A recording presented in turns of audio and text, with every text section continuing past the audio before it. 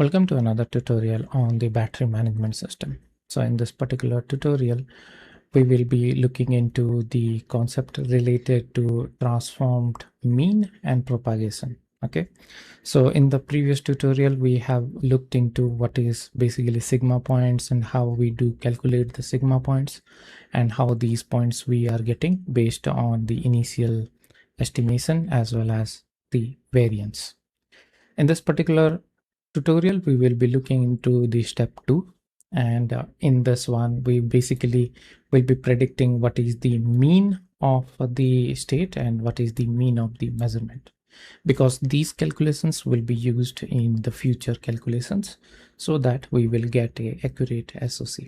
Okay, so based on the sigma points that we have discussed in the previous tutorial, right?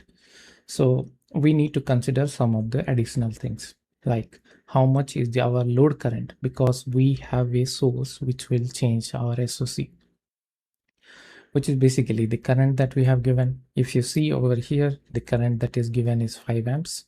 Okay, and over here that is the same which is considered. And based on the capacity calculations that we have, right? The capacity over here we are having is 10,000 amps hour.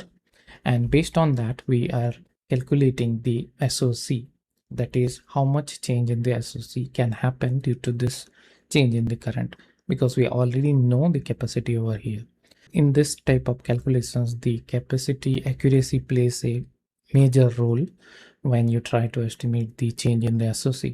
Okay, and if you know this delta SOC, then you will know exactly what is the final sigma points or the posterior sigma points once you receive the current. Okay, so over here the next sigma points for individual sigma points, initial sigma points, you will be getting over here.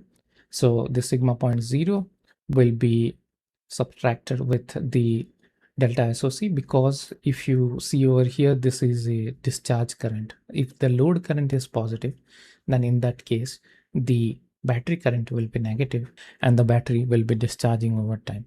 So that is why negative sign is being used, so that you will be getting the final SOC based on these sigma points. So for 0th sigma point, we did this calculation. For the first sigma point, we did this calculation. And for the second sigma point, we did this calculation. And these will be available over in the right hand side. Okay, so these are the calculation outcome. And based on these calculations outcome, you need to calculate the average, which is the mean of the entire calculation. So the mean value is 0.7664. Okay, so based on this, we basically will be using the lookup table that we have, right? So for every battery, you will have some lookup table, and based on the SOC, you can determine what is actually the voltage that is, right? So we can use the lookup table to determine like what is actually the output voltage for these sigma points. So for sigma point 1, it will be Y0. For sigma point 1, it will be Y1, and for sigma point 2, it will be Y2. So these values will also be calculated like we have done for the SOCs, and the mean value will be calculated. So at this point, we do have the state mean as well as the measurement mean, which is a predicted measurement mean, and everything will be plotted over here. If you do the simulation, then you will be able to see how these points are getting updated based on the SOC calculation. And as we are discharging, right, these values should decrease over time. That we will also see in the simulation when we finally understand all these steps. Okay, so this is all about for the step 2, which is nonlinear propagation. And as we are dealing with the nonlinear system, we need to propagate the inputs to the nonlinear system to predict the relevant output.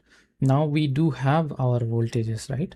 So with the help of this, we can correct our estimate with the help of the true voltage that we measure, because that will be having more accuracy, and based on that we can do further calculations. So this is all about for this particular video. In case you have any comment or query, please let us know in the comment section. We will be more than happy to clarify your doubts. So next we will see step 3.